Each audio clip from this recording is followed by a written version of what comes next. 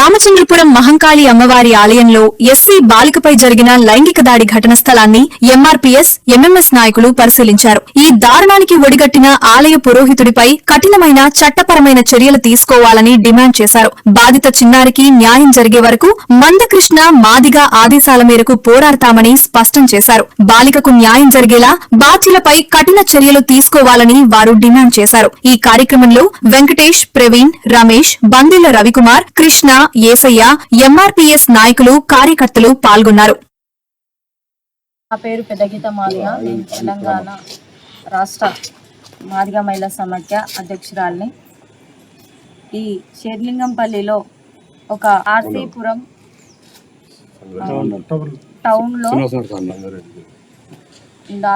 టౌన్లో మైనర్ బాలికను ఒక గుడి పూజారి గర్భగుడిలో ఒక దారుణమైన సంఘటనకు పాల్పడ్డాడు. అది ఒక తండ్రి లాంటి, ఒక తాత లాంటి ఏజ్ ఉన్న 65 సంవత్సరాల వ్యక్తి ఒక 6 సంవత్సరాల అమ్మాయి బాలిక పైన అట్లాంటి సంఘటనకు పాల్పడడం చాలా దారుణము. ఆ వ్యక్తిని ప్రోత్సహించిన వ్యక్తులు ఎవరైనా ఉంటే వాళ్ళను కూడా పట్టుకొని వాళ్ళకు కూడా కఠిన చర్యలు పడేటట్టు, అలాగే ఈ వ్యక్తికి ఇలాంటి దారుణానికి పాల్పడ్డ వ్యక్తికి, ఈ సాయన్నకి ఉరిశిక్ష పడాలని చెప్పేసి మా ఎంఆర్పీఎస్ తరఫున మేము డిమాండ్ చేస్తున్నాము. అట్లాగే తనకు సహకరించిన వారికి కూడా వాళ్ళకు కూడా కఠినగార శిక్షలు పడాలని చెప్పేసి కోరుకుంటున్నాం. అట్లాంటి శిక్షలే ఒకవేళ పడలేవనుకో మేము ధర్నాలకైనా ఇలాంటి అగత్యాలు ఆపడానికి మేము దేనికైనా ముందడుగు వేస్తూ పూజిస్తాము. మన దేశమే భారతదేశము ఒక హిందూ దేశంగా భావిస్తాము.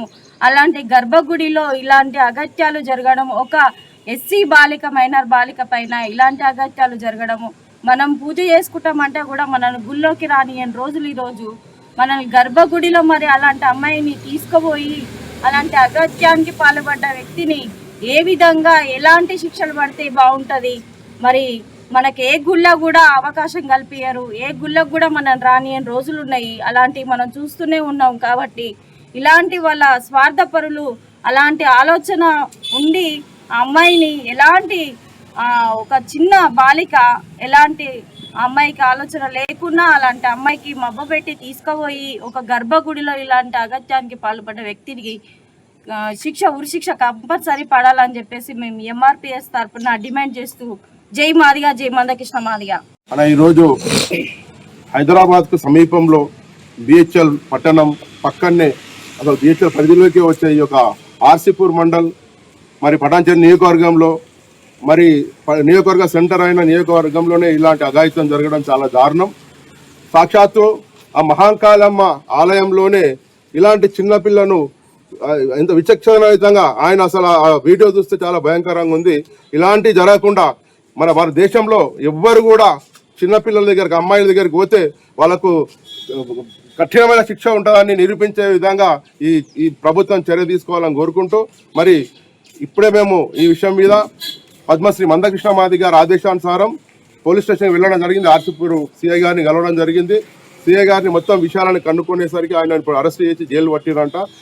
ఆయన్నే కాదు, సహకరించిన ప్రతి ఒక్కరు కూడా వెంటనే పూర్తి స్థాయి ఎంక్వైరీ చేసి వాళ్ళని కఠినంగా శిక్షించాలని తొందరలోనే మరి నాడు పద్మశ్రీ మందకృష్ణ మాదిగ అన్న ఆదేశాలకు 33 ఫాస్ట్రాక్ కోర్టుల గురించి పోరాడి ఆ రోజు అన్నాడు మీకో న్యాయం మేకం అన్నట్టుగా 33 ఫాస్ట్రాక్ కేసు పెట్టి అత్యంత కఠినంగా వాళ్ళకి శిక్షించి మరి ఎవరన్నా కూడా ఆడపిల్లల దగ్గరికి పోవాలంటే భయపడే విధంగా శిక్షించేంత వరకు మేమందరం కూడా పోరాడతామని తెలియజేస్తూ మరి ఇలాంటి ఘటనలు మరొక్కసారి వేరే జరగకుండా అలా చూస్తేనే భయపడే విధంగా మరి ప్రభుత్వం నిర్ణయం తీసుకొని కఠినంగా శిక్ష వేయాలని కోరుకుంటూ నా పేరు విఎస్ రాజు మాదిగ, సంగారెడ్డి జిల్లా ఇన్ఛార్జ్ను.